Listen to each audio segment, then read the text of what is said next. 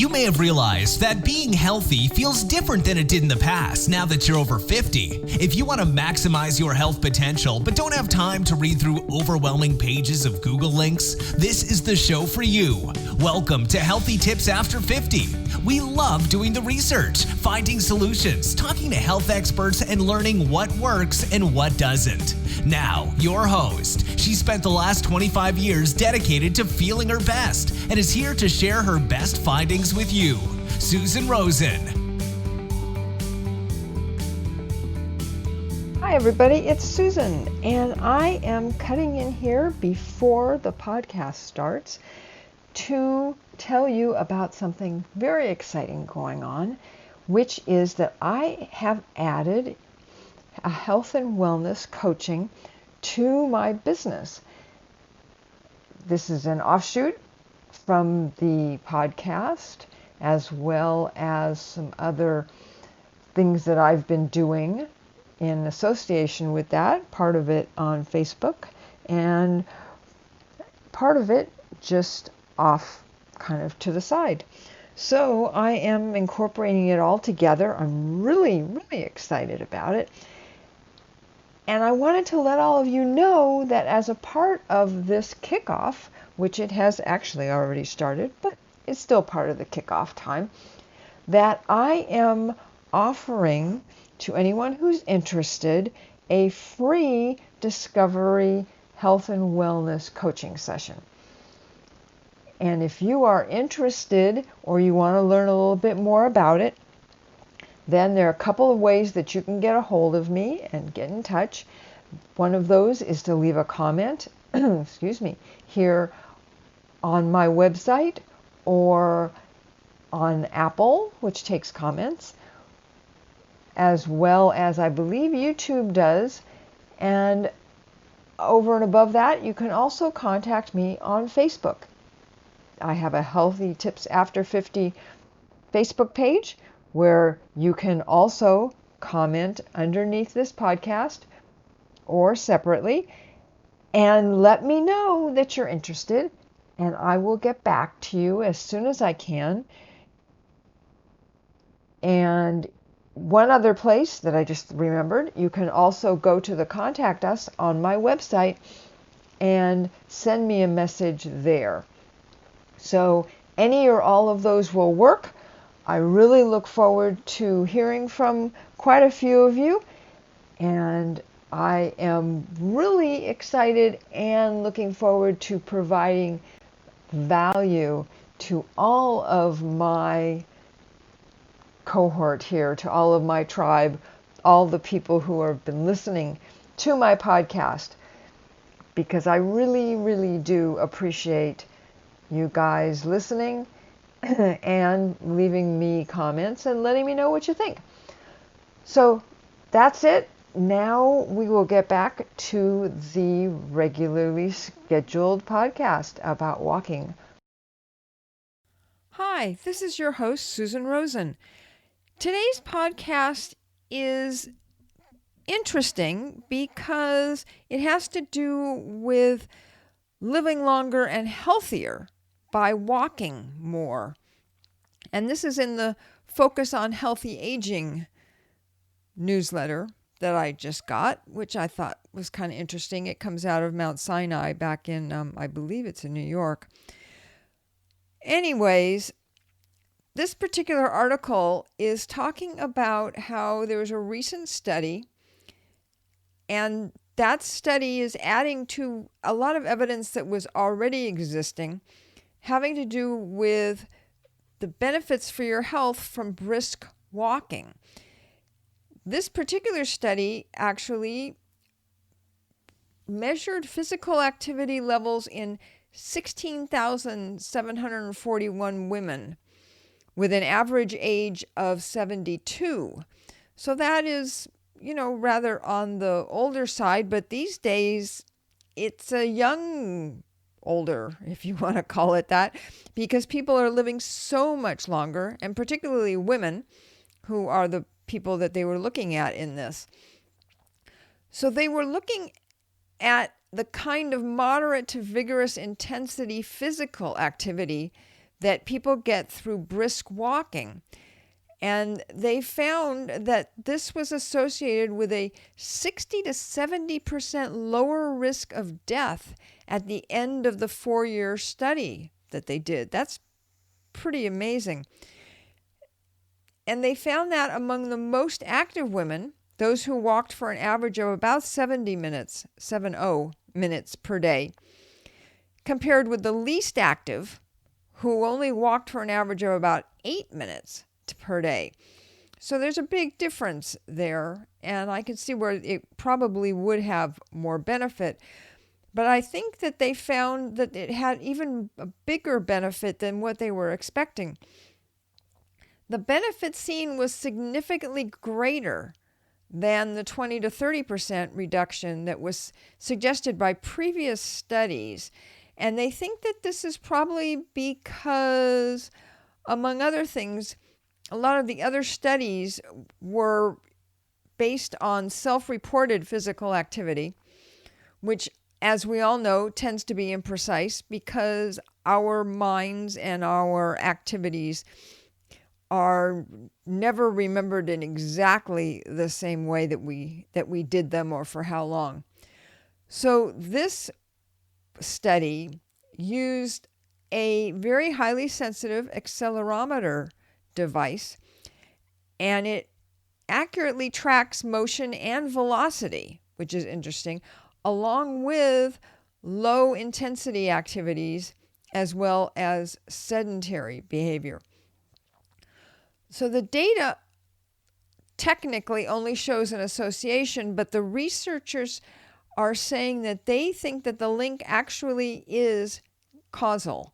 So that means that they think that the information and the data that they got is enough to be able to say that one thing causes the other. So for this, they're saying light physical activity, like slow walking, they say was not associated with a lower death rate. But don't forget that slow walking, they're not saying that slow walking isn't good for you. They're just saying that it may be beneficial for other health outcomes that were not looked at in the study. So overall, brisk walking is seen to improve your circulation. It helps your heart and your lungs. And it also burns calories that might otherwise make you have a weight problem, which I think older people can have that kind of an issue because they're not getting enough exercise. So this would help to keep that away. So they said a person weighing about 150 pounds can burn about 240 calories per hour if they sustain a pace of about 2 miles per hour, which is really not very fast. The other things that go along with just the walking is that it also boosts your energy, and it can help ease stress and tension. And if you are walking with someone else or you join a local walking group, you also get that other social interaction, which, number one, keeps you walking, and number two, also helps to keep your brain working well because you're having to interact with people, you're having to have a conversation, you're having to listen to and understand what other people are talking about.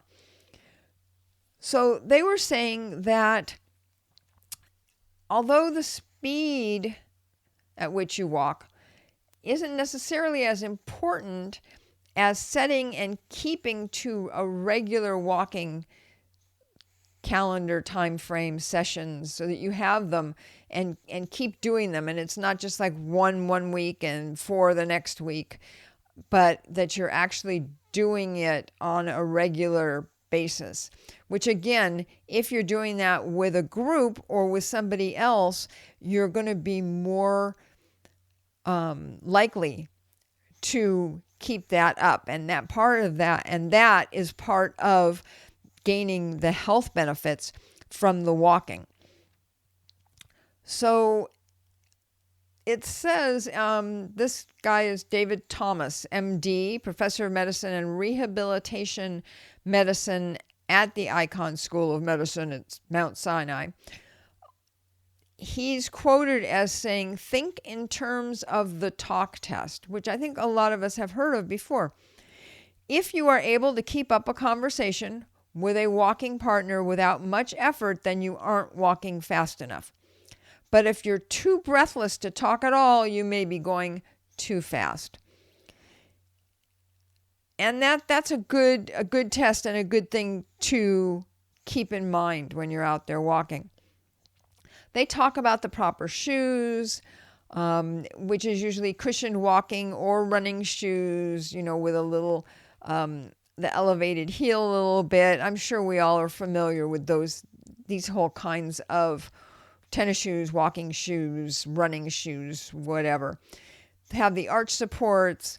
They said to wear loose and comfortable clothing and opt for several light layers in chilly weather as opposed to one or two heavy layers, Dr. Thomas advises.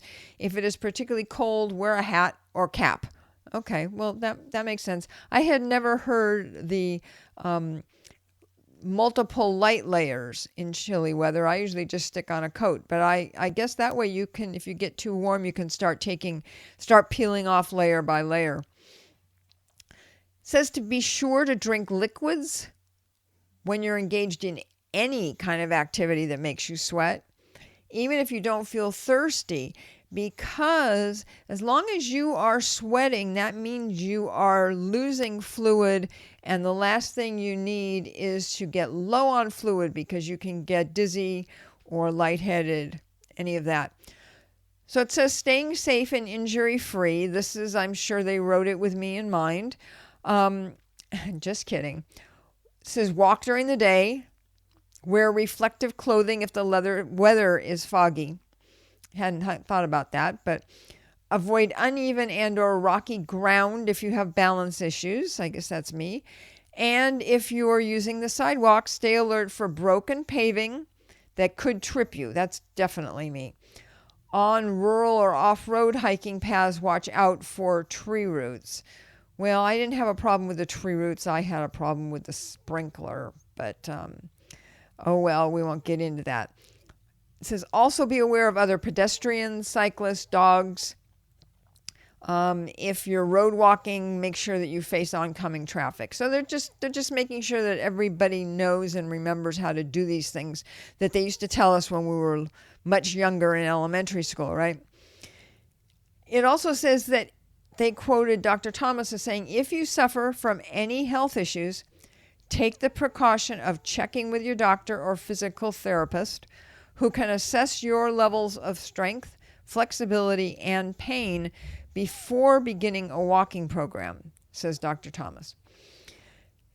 He also added that you shouldn't be surprised if you suffer some mild muscle soreness, both after walking and initially when you start a walking session. And that's particularly if you've led a fairly sedentary lifestyle, and I'm quoting there again. And then he says, start gradually and progress slowly. Once you become accustomed to the exercise, these effects should ease. But if you continue to experience them, mention the issue to your doctor. And then they have a little table here for how many minutes to warm up. All of them say 5 minutes. And for how long you should walk briskly. And then 5 minutes to cool down, and then gives you your total walking time. I also thought it was interesting in that from the editor part of this was talking about preserving your independence by avoiding falls. So this one was pretty amazing because they were saying that while most of us know someone whose life was changed by a fall. I do. I know my mom got even worse before she eventually passed on because she fell, but it wasn't while she was walking. Although she had a few of those many years before that. she says in rare cases, people die or break a hip. I'm surprised by. Break a hip? Yes, definitely. Sometimes you break the hip and then you fall. So, but they don't address that in here. They say that it's vital to take steps to reduce your fall risk. That makes sense. If you need to do this without limiting, but you need to do this without limiting your activities and autonomy. Saying that for many older adults, experiencing a fall or even the fear of falling will do that. They will limit their activities. Many also believe that there's nothing they can do to prevent falls, which is not necessarily true. And that they do talk about a few preventive measures that you can do that will bring your risk factors down. Because some of these risk factors are that as you get older, your balance gets a little worse. Your vision and your strength are nowhere near what it was. So it was interesting because they were talking specifically about glasses and how if you're wearing bifocal or trifocal lenses, it can be very hard to adjust because you may be looking through the wrong part of the glasses. And I have some ones that, I can't think of what the right word is. Having a senior moment here. The kind where it just changes. There's no lines like there are in regular bifocals. And so you're never quite sure exactly where you should be looking. And consequently, it can be easy to have it not be in focus where it is that you're walking. And that can really get your balance and get you disoriented. So they were saying that single vision distance glasses, particularly when you're outdoors, can reduce the risk of falling, which I hadn't really thought of. I just don't wear my glasses at all and I go walking. So they're also saying anyone who's rushing or distracted is more likely to trip and fall. That makes perfect sense to me. And it also says if you live in a city, take extra care when walking across streets because the traffic lights are set up for people who can walk 4 feet per second. And very few older adults walk that fast. So they're saying if you're not right at the intersection when the light turns green, why don't you just stand there and wait for it to go all the way around? And when it comes and the green comes up again, then go, which makes a lot of sense. She also talks about a lot of people enjoy having a glass of wine with dinner. I know certainly I do. She didn't say that. That's me. To keep in mind that the older you get, the faster the alcohol will affect you. That's interesting. I didn't know that. Drinking less can still relax you without affecting your balance. And of course, needless to say, there are some medications that can affect your balance and make you dizzy. And if you combine that with the alcohol, you may have some issues. I haven't had that problem. They also talk about shoes and wearing flat shoes that have treads that grip like sneakers instead of wearing heels or smooth soles. And I can understand that. I always take a knife. When I used to buy the flats and stuff for work, I would take a knife or a scissors and score the bottom of my shoes in a crosshatch in order to keep it from being slippery.